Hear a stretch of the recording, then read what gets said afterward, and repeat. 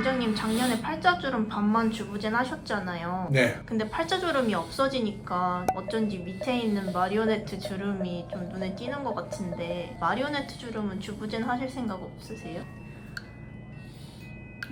좀 표가 좀 나네요. 이런 얘기하는 분도 있어요. 팔자주름 한쪽만 했기 때문에 마리오네트 주름은 안 하고 두는 게 팔자주름 수술한 게 훨씬 더 눈에 두드러져 보이는 것 같다고 얘기하는 분도 있는데, 팔자주름이 두드러져 보이는 건 나중 문제고, 솔직한 심정은 마리오네트 주름을 다시 할 수 있으면 했으면 좋겠습니다. 곧 할지도 모릅니다, 저는.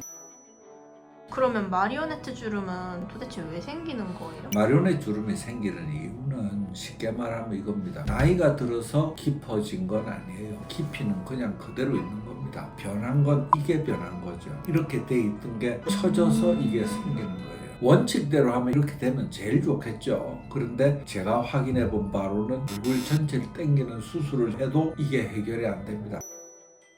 그러면 이미 주름이 생겼을 때는 어떻게 없애야 할까요? 그동안 마리오네트 주름 해결하기 위해서 안면 거상술이라고 하는 거, 그 다음에 여 밑에다 필러를 넣어서 울룩하게 만들어서 펴보는 거, 보톡스는 해결되는 게 없고 실로 당기는 방법, 그 다음에 뭐 효과는 미흡하다 하더라도 초음파 장비 여러 가지를 써봤죠. 그런데 사실 마리오네트 주름이 생기고 나서는 효과 있다고 얘기하기는 현실적으로 어렵더라고요. 그래서 이 주름을 필 수밖에 없더라는 겁니다.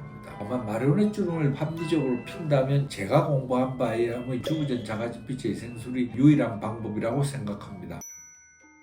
그럼 주부젠은 레이저 리프팅들과는 어떻게 달라요? 제가 알고 있는 레이저 리프팅이라는 거는 피부 속으로 레이저를 넣어가지고 지방을 녹여냅니다. 그렇게 해서 안에 콜라겐 조직이 생기도록 하는 걸 레이저 리프팅이라고 알고 있는데, 그걸 하면 지방의 양을 줄일 수 있습니다. 콜라겐 조직이 생깁니다. 근데 문제는 제 경험으로는 그래요. 이 남는 밖의 피부가 문제가 해결이 안 되기 때문에 저는 그게 아쉬운 점이 많았습니다. 그럼 안면거상술이랑은 또 어떻게 다른가요? 안면거상술은 아까 말씀드린 대로 처진 걸 피부를 당기고 잘라내서 꾸매는 거니까 처음에는 이렇게 돼요. 아주 효과 좋아요. 그런데 시간이 지나면 다시 쳐져 내려옵니다. 그게 현실적인 한계입니다. 요게 안면거상술하고 6개월 된 사진입니다. 전신 마취해서 귀 있는 곳에서 4.3cm가 잘려 나가고 나서 6개월 지난 사진입니다. 팔자주름하고 마리오네트 주름은 별로 도움이 안 됩니다. 그럼 필러랑 지방 이식하는 것과는 어떻게 다른가요? 필러는 파여진 걸 부풀려 올려야 되는 거니까 주름 자체를 피는 게 아니니까 여기에 파여진 게 이게 불룩하게 되겠죠. 그럼 모양이 이상해집니다. 그래서 요 주름 밑에 진피층에 새살이 생기도록 해서 요 주름만 피자고 하는 게 주부젠 자가진피체 생술의 목적입니다.